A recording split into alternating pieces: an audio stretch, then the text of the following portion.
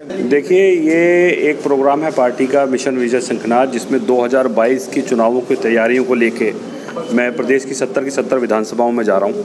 और आज हरिद्वार ज़िले का पहला प्रोग्राम है जो हरिद्वार सीट पे ही है, तो उसी विषय में आज आए हैं। सब कार्यकर्ताओं की ट्रेनिंग भी हो रही है इसमें, और साथ ही साथ 2022 में सोशल मीडिया और बूथ प्रबंधन, ये दो विषय हैं जिनके ऊपर की हम ट्रेनिंग कर रहे हैं।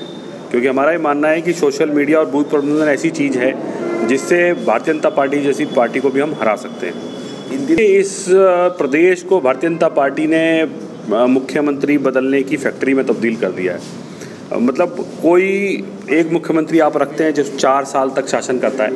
4 साल के बाद जब हमने कहा कि ये 0 वर्क सीएम है, तो प्रदेश नेतृत्व ने नहीं माना, केंद्रीय नेतृत्व ने नहीं माना और उस मुख्यमंत्री को हटाया।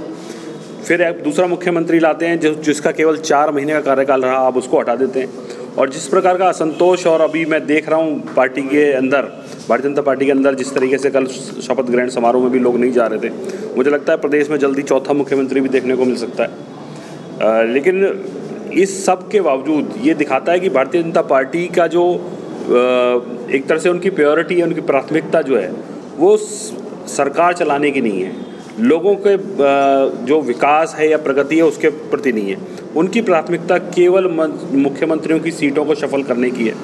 और मुझे लगता है भारतीय जनता पार्टी को प्रदेश की जनता से माफ़ी मांगनी चाहिए कि जो उन्होंने पिछले 5-4.5 साल का जो कार्यकाल रहा है उसमें प्रगति का कोई काम नहीं हुआ, विकास का कोई काम नहीं हुआ, केवल मुख्यमंत्री का खेल बदलने का काम जारी है। उसके लिए प्रदेश की जनता से माफ़ी मांगनी चाहिए। निश्चित तौर पर जब हम प्रदेश में कोई चुनाव लड़ने जाते हैं तो फिर स्थानीय स्तर के नेताओं के ऊपर ही हम चुनाव लड़ेंगे।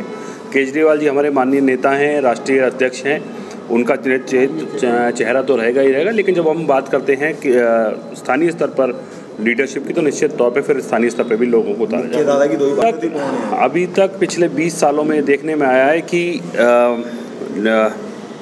ऑप्शन के अभाव में और लोगों के पास कोई विकल्प के अभाव में केवल एक पार्टी से नाराज़ होने के बावजूद दूसरी पार्टी को वोट, और दूसरी पार्टी से नाराज़ होने के बाद पहली वाली पार्टी को वोट देने की प्रक्रिया पिछले 20 सालों में आप देख रहे हैं। दोनों पार्टियों के पास इस बात का कोई मुद्दा नहीं है कि वो क्या करने वाले हैं। केवल वो 5 साल के बाद ये कहते हैं जी उस पार्टी ने ये नहीं किया इसलिए हमें वोट दे दीजिए, उसने ये काम नहीं किया इसलिए वोट दीजिए, और उसी गुस्से की वजह से वो सत्ता में आ जाते हैं।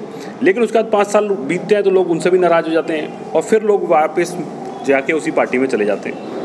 तो मेरा ये मानना है कि उत्तराखंड की जनता के पास अब आम आदमी पार्टी के रूप में एक बेहतर विकल्प है, बेहतर चेहरों के साथ ये पार्टी। और साथ ही साथ हम उनका ये कमी नहीं बता रहे कि उन्होंने क्या नहीं किया, हम ये भी बता रहे हैं कि हम क्या करने वाले हैं, हम इस प्रदेश के लिए क्या करना चाहते हैं, हमारा विज़न क्या है, प्रदेश के विकास को लेके, प्रगति को लेके हमारे पास क्या योजनाएं हैं, क्या ब्लूप्रिंट है, वो सब हम लेके जा रहे हैं जनता के बीच में। और निश्चित तौर पर मुझे लगता है कि 2022 के चुनावों में उत्तराखंड की जनता हमें आशीर्वाद देगी और निश्चित तौर पर हम प्रदेश की सेवा करेंगे।